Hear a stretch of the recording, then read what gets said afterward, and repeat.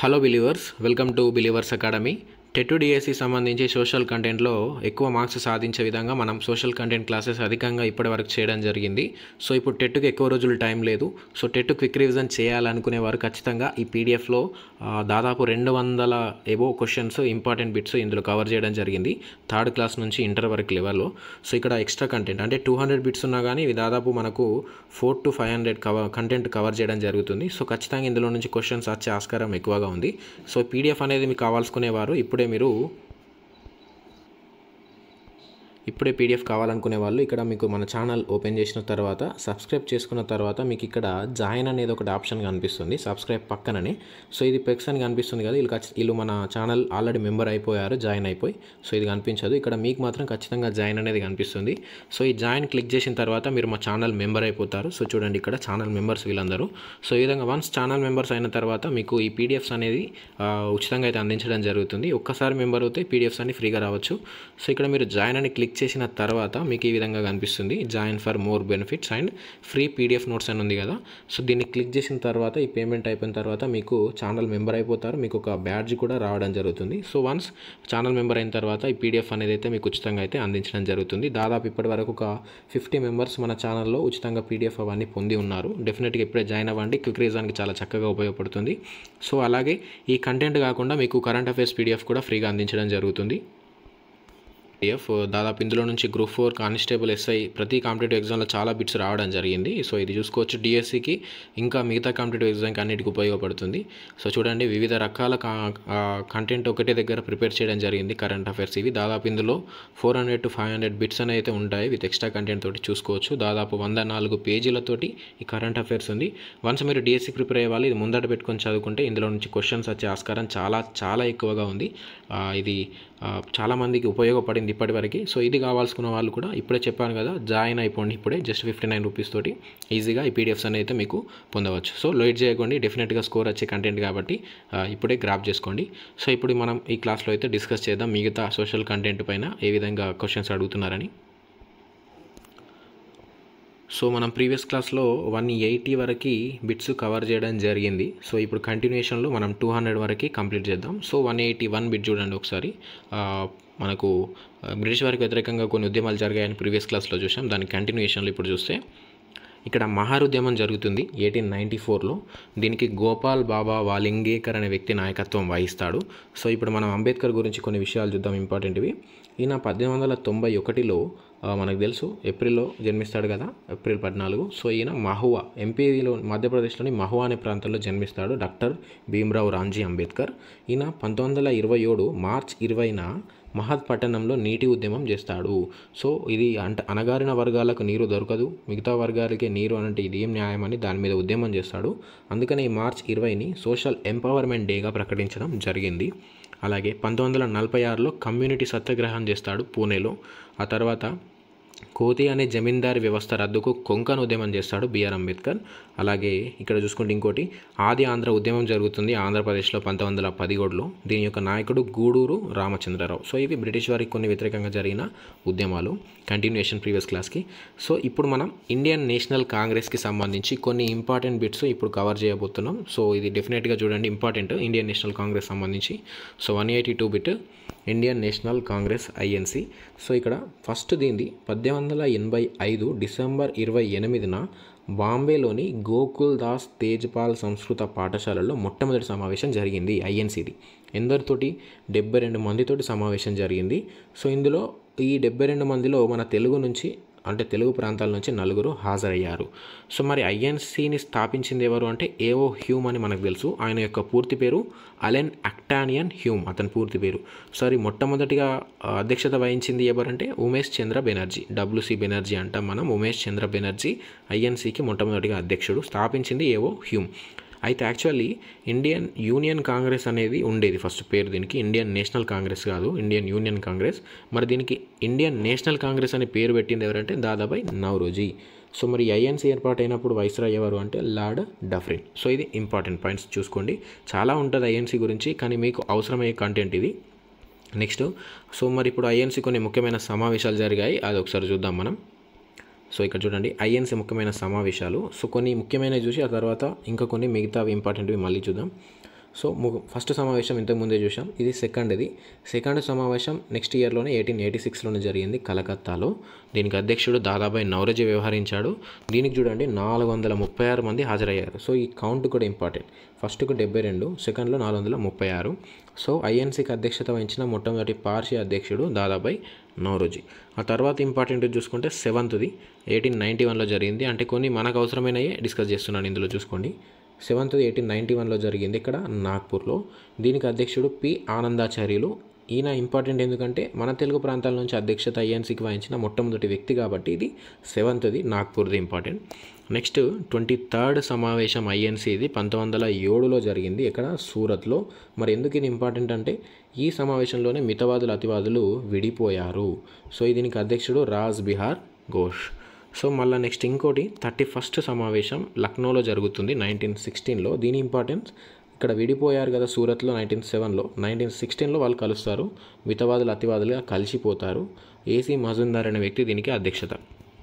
Next 184 చూడండి, 32వ INC సమావేశం important 1917లోనే జరిగింది కలకత్తాలో. ఫస్ట్ మహిళా అధ్యక్షురాలు, అంటే మహిళలలో మొట్టమొదటి అధ్యక్షురాలు సో ఎవరంటే అనీ బెసెంట్. సో కలకత్తాలో జరిగింది. 32nd ఇది. ఫస్ట్ మహిళా అధ్యక్షురాలు ఎవరంటే అనీ బెసెంట్ అని గుర్తు రావాలి. 32nd అది. సో నెక్స్ట్ మహాత్మా గాంధీ మొట్టమొదటిసారిగా అధ్యక్షత వహించింది ఎప్పుడు అని అంటే 39వ సమావేశం బెల్గాంలో జరిగింది 24లో. సో ఫస్ట్ టైము, ఆ తర్వాత ఎప్పుడు చేయలేడు. నెక్స్ట్ 40ది ఇంపార్టెంట్ ఏంటంటే మొట్టమొదటి మహిళా అధ్యక్షురాలు అంటే అనీ బెసెంట్, మొట్టమొదటి భారత మహిళా అధ్యక్షురాలు అంటే సరోజినీ నాయుడు. సో ఎక్కడ అంటే ఇది 40 సమావేశం కాన్పూర్లో 1925లో గుర్తుంచుకోవాలి. నెక్స్ట్ మరి జవహర్ లాల్ నెహ్రూ అధ్యక్షత వహించింది 44వది 1929లో లాహోర్లో జరుగుతుంది ఈ సమావేశం. ఇందులోనే పూర్ణ స్వరాజ్ తీర్మానాన్ని ప్రవేశపెట్టారు 1929లో. ఆ తర్వాతనే దీపావళి డిక్లరేషన్ అనేది ఒకటి రావడం జరిగింది మనకు. నెక్స్ట్ 50వ సమావేశం ఫైజ్పూర్లో జరిగింది 1937లో. మరి ఎందుకు ఇంపార్టెంట్ అంటే మొట్టమొదటిసారిగా ఒక గ్రామంలో జరిగిన ఐఎన్సీ సమావేశం ఇది జవహర్లాల్ నెహ్రూ అధ్యక్షతన. ఇక చివరిది చూసుకుంటే 1947 అంటే స్వతంత్రం కంటే ముందు చివరిది అంటే 54వది అది మీరట్లో జరిగింది. జేబీ కృపాలాని అధ్యక్షత వహించాడు. సో ఇవి కొన్ని ఇంపార్టెంట్వి. ఇంకా కొన్ని ఇంపార్టెంట్వి కావాలి అని అనుకుంటే ఒకసారి క్విక్ రివిజన్ లాగా ఒకసారి చూద్దాం. సో ఇవి మనం ఇప్పుడు ఇంతకుముందు కొన్ని ఇంపార్టెంట్ డిస్కస్ చేసాం. ఇందులో చూడండి, ఫస్ట్ది బాంబే, సెకండ్ది కలకత్తా. సో ఇక్కడ చూసుకోండి, ఫస్ట్ బాంబే, సెకండ్ కలకత్తా, థర్డ్ది మద్రాస్లో జరుగుతుంది, బద్రుద్దీన్ త్యాబ్జీ ఉంటాడు. నెక్స్ట్ 88లో అలహాబాద్లో జరుగుతుంది, జార్జ్ యూల్ అధ్యక్షత వహిస్తాడు, మొట్టమొదటి ఇంగ్లీష్ ప్రెసిడెంట్ అన్నమాట ఈయన. ఆ తర్వాత బాంబేలో, తర్వాత కలకత్తాలో, సో తర్వాత నాగ్పూర్ మనం చూసాం పి ఆనందాచార్యులు. సో అలహాబాద్ ఇది చూసుకోవచ్చు, లాహోర్, తర్వాత మద్రాస్, పూనా, కలకత్తా. సో ఇక్కడ చూడండి ఇంపార్టెంట్ ఇది, మన నేషనల్ సాంగ్ వందే మాతరం ఉంది కదా, మొట్టమొదటిసారిగా ఎప్పుడు పాడారు అని అంటే 1896 కలకత్తా సమావేశంలో పాడడం జరిగింది. దీనికి ఆర్ఎం సయాని, రహమతుల్లా ఎం సయాని అధ్యక్షత వహించాడు. ఇది కూడా ఇంపార్టెంట్, 1896లో జరుగుతుంది ఈ సమావేశం. సో ఎన్నోది ఒకసారి చూడండి, ఇది 12వ సమావేశం ఇది. వందే మాతరం ఎప్పుడు అంటే ఐఎన్సీ 12th మీటింగ్లో 1896లో ఈ సాంగ్ అయితే పాడడం జరిగింది. సో ఇంకా కొన్ని ఇట్లానే ఇవి ఇంపార్టెంట్ ఉంటాయి. సో మనం ఇంపార్టెంట్ అయితే డిస్కస్ చేశాం. సో మరి మనకు బెంగాల్ విభజన జరిగినప్పుడు ఐఎన్సీ బెనారస్లో జరిగింది మీటింగ్. ఇక్కడనే expressed resentment against the partition of Bengali, Gopalakrishna Gokhale అధ్యక్షత వహిస్తాడు. నెక్స్ట్ ఇంతకుముందు చూసాం ఇక్కడ 1907లో సూరత్లో రాజ్ బిహార్ ఘోష్ అధ్యక్షత వహించాడు. అక్కడనే పార్టీ స్ప్లిట్ అయిపోయింది, ఎక్స్ట్రీమిస్ట్స్ అండ్ మోడరేట్స్గా, అంటే అతివాదులు మితవాదులుగా. సో నెక్స్ట్ ఇక్కడ చూడండి, ఇండియన్ కౌన్సిల్ యాక్ట్ 1909 ఎప్పుడు వచ్చిందంటే 1909లో వచ్చింది కదా, అది లాహోర్లో జరిగింది అప్పుడు మీటింగ్ ఐఎన్సీది. మదన్ మోహన్ మాలవీయ అధ్యక్షత వహించాడు. సో ఇక్కడ ఇంకోటి ఇంపార్టెంట్ అని అంటే మనం వందే మాతరం 96లో వాడారు కదా ఫస్ట్ టైం ఐఎన్సీ మీటింగ్లో. మరి జనగణమన ఫస్ట్ ఎప్పుడు వాడారు అని అంటే 1911లో కలకత్తాలో. సో చాలా ఇంపార్టెంట్ ఇది. ఎప్పుడు 1911 కలకత్తాలో బిషన్ నారాయణ్ దార్ అనే వ్యక్తి మనకు అప్పుడు అధ్యక్షత వహించాడు. జనగణమన అప్పుడే మొట్టమొదటిసారిగా పాడడం జరిగింది. నెక్స్ట్ ఇక్కడ మనం ఇవి ఆల్రెడీ డిస్కస్ చేశాము ఇంపార్టెంట్వి. ఫస్ట్ ఇండియన్ ఉమెన్ ప్రెసిడెంట్ ఇక్కడ చూడండి, all India youth Congress formed, AIYC. So ఎప్పుడు ఇది కలకత్తాలో 1928లో మోతీలాల్ నెహ్రూ అధ్యక్షత. సో ఇక్కడ పూర్ణ స్వరాజ్ మనం చూసుకున్నాం తీర్మానం లాహోర్ సమావేశంలో 29లో. ఇక్కడనే 26 జనవరిని మనం ఇండిపెండెన్స్ డేగా జరుపుకోవాలని అక్కడ తీర్మానం చేశారు. తర్వాత మనం గాంధీ ఇర్విన్ యాక్ట్ అప్పుడు వచ్చినప్పుడు వల్లభాయ్ పటేల్ ఉన్నాడు కరాచీ సమావేశం 1931లో. Next first session to be held in a village Faizpur 1937 ఇంతకు ముందే చూసాం. తర్వాత ఇవి చాలా important. Last session before independence అంటే ఇంతకు ముందే చూసాం మనం, ఆచార్య కృపాలాని అధ్యక్షతన మీరట్లో జరిగింది 1946లో. అయితే మరి ఫస్ట్ సెషన్ ఆఫ్టర్ ఇండిపెండెన్స్ చూసుకుంటే జైపూర్లో జరిగింది 1948లో, అంటే స్వాతంత్రం వచ్చిన తర్వాత. దీనికి పట్టాభి సీతారామయ్య అధ్యక్షత వహించడం అయితే జరిగింది. ఆంధ్ర బ్యాంక్ స్థాపన చేస్తాడు కదా పట్టాభి సీతారామయ్య అప్పుడు. సో మరి సుభాష్ చంద్రబోస్ అధ్యక్షత కూడా వహించాడు. ఎప్పుడంటే హరిపుర 1938లో అండ్ త్రిపురి 1939లో. So national planning committee Nehru ద్వారా సెటప్ చేయడం జరిగింది. ఆ తర్వాత ఇక్కడ చూసుకోవచ్చు సుభాష్ చంద్రబోస్ గురించి కొన్ని ఇంపార్టెంట్ ఇక్కడ టాపిక్ ఇవ్వడం జరిగింది. సో ఈ పీడిఎఫ్ కావాలంటే టెలిగ్రామ్లో ఉంచుతాను, జాయిన్ అవ్వండి. సో ఇక ఇవి నెక్స్ట్ కంటిన్యూయేషన్ ఆఫ్టర్ ఇండిపెండెన్స్ తర్వాత ఇవన్నీ కంటిన్యూషన్లో ఉన్నాయి. సో ఇది ఇంపార్టెంట్ అయితే కొన్ని ఇక్కడ ఇచ్చడం అయితే జరిగింది. సో ఇది నెక్స్ట్ క్లాస్కి వెళ్దాం. అతివాదులు మితవాదుల గురించి మనం డిస్కస్ చేశాం కాబట్టి, సో ఇప్పుడు మితవాదుల గురించి అందులో ఉన్న ఇంపార్టెంట్ పర్సన్స్ గురించి ఒకసారి డీటెయిల్గా డిస్కస్ చేద్దాం. ఇందులో అన్ని పాయింట్స్ కవర్ అవుతాయి. 1885 to 1905 వరకు మితవాద యుగంగా చూడవచ్చు. సో ఈ విధంగా నేను మితవాద యుగం తీసుకొని అందులో ఇంపార్టెంట్ వ్యక్తుల్ని తీసుకొని ఆ ఒక్కొక్క వ్యక్తి గురించి ఇంపార్టెంట్ పాయింట్స్ నేను ఇప్పుడు మీకు తెలియజేస్తాను. డెఫినెట్గా నోట్ చేసుకోండి. ఇవన్నీ ఈ పీడిఎఫ్లోనే ఉన్నాయి. ఈ పీడిఎఫే మీకు పొందాలనుకొని నేను జాయిన్ అవ్వడం అనేది చెప్పడం జరిగింది. ఈ పీడిఎఫ్ కావాలంటే ఖచ్చితంగా జాయిన్ అవ్వండి. డెఫినెట్గా స్కోర్ అయ్యే కంటెంట్ ఇది. సో ఇక్కడ first మితవాదులలో Dadabhai Naoroji, A O Hume, M G Ranade, Gopalakrishna Gokhale, Madan Mohan Malaviya, Wedderburn, W C Banerjee, Pherozeshah Mehta, Surendranath Banerjee, Anand Mohan Bose, Rash Behari Ghosh, Badruddin Tyabji, వీళ్ళందరూ మితవాదులలో ముఖ్యులు. సో వీరి formula P3 means petition prayer protest. So ఇది పిటిషన్ ప్రేయర్ ప్రొటెస్ట్ అనేది వీరి యొక్క ఫార్ములా. మితవాదులు అంటే ఆ విధంగా పోరాటం చేశారు. సో ఇప్పుడు ఒక్కొక్కరి గురించి ఇంపార్టెంట్ పాయింట్స్ డిస్కస్ చేద్దాం. వెరీ ఇంపార్టెంట్ ఇది, ఖచ్చితంగా పీడిఎఫ్ పొందాలి, కంటెంట్ చదవాలి, మార్క్స్ కొరకు ఇది. సో ఫస్ట్ దాదాబాయి నౌరోజీ మితవాదులు. ఈయన గురించి చూస్తే grand old man of India అంటాం. Drain theory, poverty and un British rule in India రచనలు చేశాడు. Next second A O Hume. The pope of Indian ornithology అని ఈయనని పిలవడం జరుగుతుంది. ఏవో హ్యూమ్ స్థాపించాడు కదా ఐఎన్సీని, ఆయనని ఆ విధంగా పిలుస్తారు. Next third M G Ranade.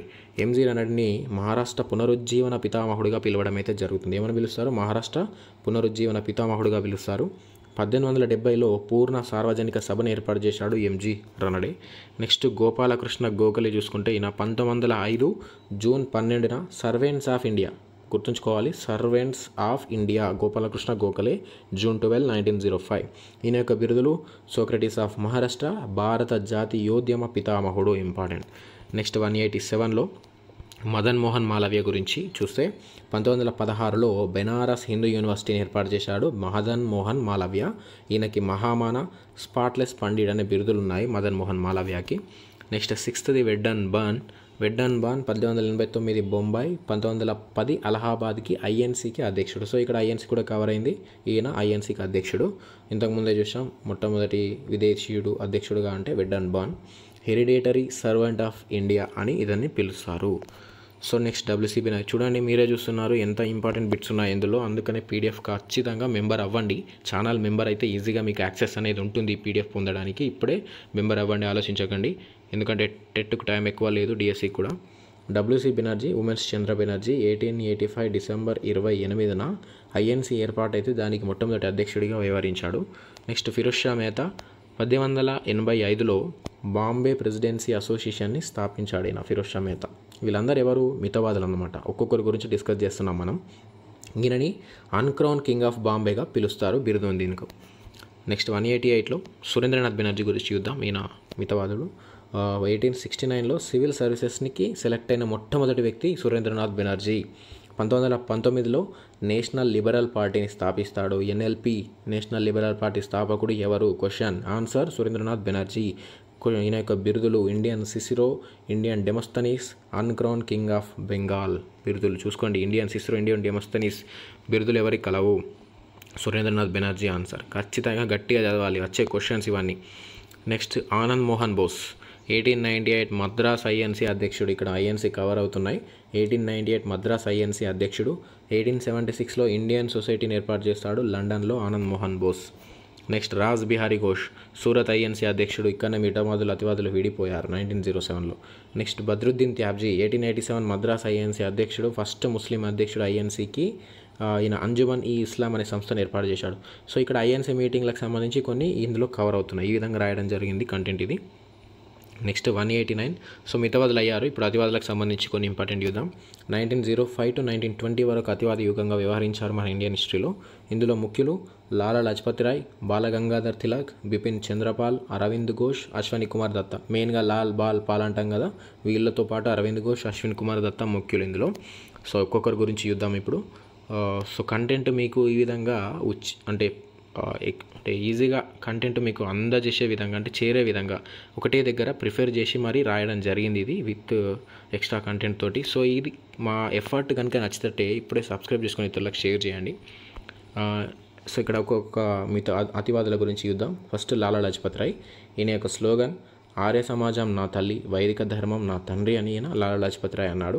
1920లో NM Joshi స్థాపించిన AI all India trade union కార్పొరేషన్కి అధ్యక్షత వహించాడు. ఎవరు? లాలా లజపత్ రాయ్. స్థాపించింది ఎవరు? ఎన్ఎం జోషి. ఇది ఇంపార్టెంట్. ఏఐటియుసి 1920లో ఎన్ఎం జోషి స్థాపిస్తాడు. ఆ తర్వాత 1928లో సైమన్ గో బ్యాక్ నినాదాలు చేశాడు, నిరసన చేశాడు.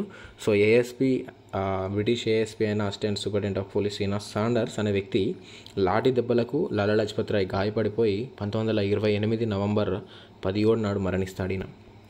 నెక్స్ట్ ఈయనకి పంజాబ్ కేసరి అనే బిరుదు ఉంది. అన్హాపీ ఆఫ్ ఇండియా అనే రచించాడు లాలా లజపత్ రాయ్. నెక్స్ట్ బాలగంగాధర్ తిలక్ గురించి చూద్దాం. 1893లో గణపతి ఉత్సవాలు, 1895లో శివాజీ ఉత్సవాలు ప్రారంభించాడు. సో 1916లో బాంబే కేంద్రంగా హోమ్ రూల్ లీగ్ని ప్రారంభిస్తాడు. స్వరాజ్యం నా జన్మ హక్కు, నేను దానిని సాధించి తీరుతానని చెప్పాడు Bal Gangadhar Tilak. Lokmanya, Maratha Kesari, the father of Indian unrest, భారత అశాంతి పిత అని పిలుస్తారు ఈయనని. బిరుదులు ఇవి. మరాఠా కేసరి పత్రికల్ని స్థాపించాడు ఈయన. నెక్స్ట్ లాల్ బాలైందు పాల్ చూద్దాం. Bipin Chandra Pal Bengal Danton, father of revolutionary thoughts అనే బిరుదులు బిపిన్ చంద్రపాల్కి ఉన్నాయి. పరిదర్శన్ బెంగాలీలో రచించాడు. హిందూ రివ్యూ ఇంగ్లీష్లో. సో ఇవి పత్రికలు. బెంగాలీలో పరిదర్శన్, ఇంగ్లీష్లో హిందూ రివ్యూ పత్రికలు ఉన్నాయి. నెక్స్ట్ అరవింద్ ఘోష్. ఈయన స్వామి అతివాద పితామహుడు అనే బిరుదులు ఉంటాయి ఇతనికి అరవింద్ ఘోష్కి. సావిత్రి డివైన్ లైఫ్ రచించాడు. నెక్స్ట్ అశ్విని కుమార్ దత్తా. జైలు శిక్ష అనుభవించిన మొదటి ఇండియన్ అశ్విని కుమార్ దత్తా, అంటే బ్రిటిష్ వాళ్ళతోటి ఇది. నెక్స్ట్ 1905 స్వదేశ్ ఉద్యమానికి వందే మాతర ఉద్యమం అని పేరు పెట్టింది అశ్విని కుమార్ దత్తా. సో ఇంత ఇంపార్టెంట్ టాపిక్స్ ఇందులో ఉన్నాయి. సో ఈ పీడిఎఫ్ ఖచ్చితంగా కంటెంట్ వినండి. సో మీకు టైం ఎక్కువ లేకపోతే పీడిఎఫ్ పొందండి జాయిన్ అయిపోయి. సో డెఫినెట్గా. నెక్స్ట్ 192 మహాత్మా గాంధీ గురించి చూద్దాం ఇప్పుడు. మన గాంధీ యుగం ప్రారంభమవుతుంది దీంతో. అక్టోబర్ 2, 1869లో జన్మిస్తాడు. 1888-91లో ఇంగ్లాండ్లో బారెట్ లా చేస్తాడు. 93 to 96 సౌత్ ఆఫ్రికాలో గడుపుతాడు. 94లో నటల్ ఇండియన్ కాంగ్రెస్ స్థాపిస్తాడు. ఇంపార్టెంట్, నటల్ ఇండియన్ కాంగ్రెస్ స్థాపిస్తాడు. 96 నుంచి 1915 మధ్యలో సౌత్ ఆఫ్రికాలో వివిధ వర్గాల కోసం పోరాటం చేస్తాడు ఇక్కడ. ఆ తర్వాత 1899 బోయర్ల యుద్ధంలో గాంధీ ఇంగ్లీష్ వారి కోసం పనిచేసి కైజర్ ఏ హిందూ బిరుదు పొందుతాడనమాట అక్కడ. నెక్స్ట్ 193 1903లో ఇండియన్ ఒపీనియన్ అనే పత్రికను స్థాపిస్తాడు గాంధీ. 1906లో సౌత్ ఆఫ్రికాలో మొదటిసారి సత్యాగ్రహం చేస్తాడు. 1904లో ఫినిక్స్ ఫామ్, 1910లో టాల్స్టాయ్ స్థాపిస్తాడు సౌత్ ఆఫ్రికాలో. Important.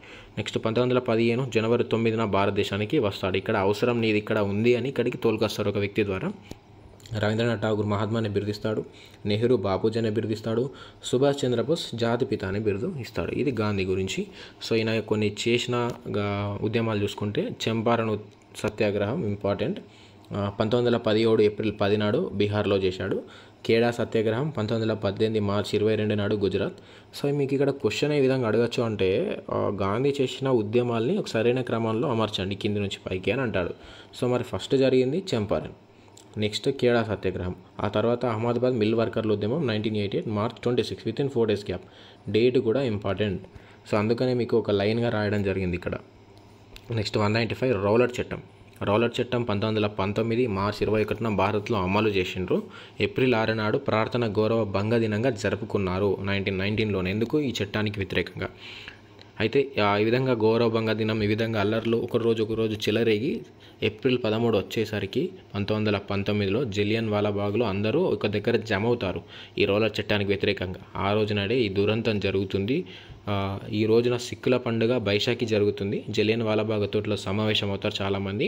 So Punjab general Reginald Dyer ఇందులో కాల్పులు చేస్తే చాలామంది మరణించడం జరిగింది. ఆ బావిలో పడి కూడా భారతదేశ చరిత్రలోనే ఒక దుర్ఘటన మాయని మచ్చలా మిగిలిపోయింది జలియన్ వాలాబాగ్ దురంతం.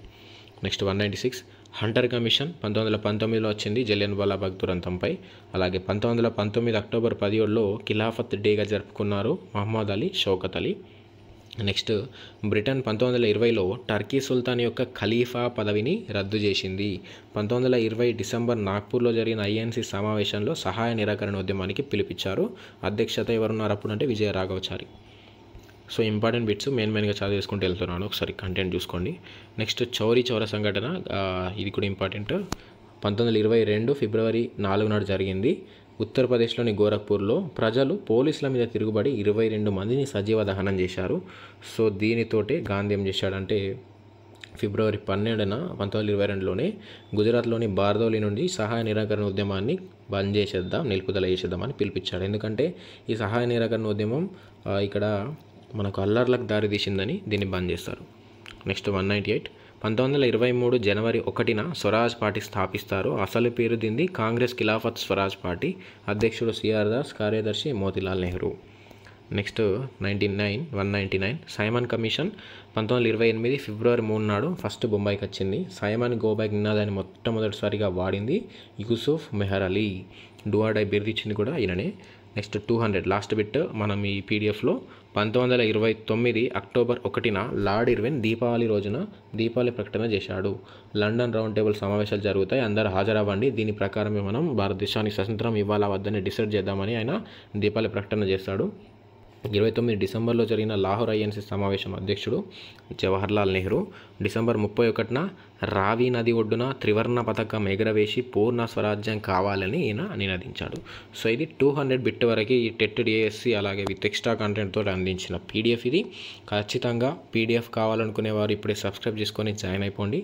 ఒక్కసారి మెంబర్ అయిపోతే అన్ని పీడిఎఫ్స్ ఉచితంగా అయితే అందించడం జరుగుతుంది. సో ఇది మీకు ఉపయోగపడిందని అనుకుంటున్నాను ఈ కంటెంట్ అంతా. సో మా ఎఫర్ట్స్ మీకు నచ్చినట్టయితే ఇప్పుడే సబ్స్క్రైబ్ చేసుకొని ఛానల్లో జాయిన్ అవ్వండి. అవసరమైన వాళ్ళు ఇతరులకైతే షేర్ చేయండి. ఈ విధంగానే ఛానల్ నుంచి రెగ్యులర్గా సోషల్ కంటెంట్ మీద పీడిఎఫ్స్ అలాగే కంటెంట్ క్లాసెస్ అయితే రావడం జరుగుతుంది. రెగ్యులర్గా ఫాలో అవ్వండి. Thank you. Yours believers academy, క్రాంతిపు. జై హింద్.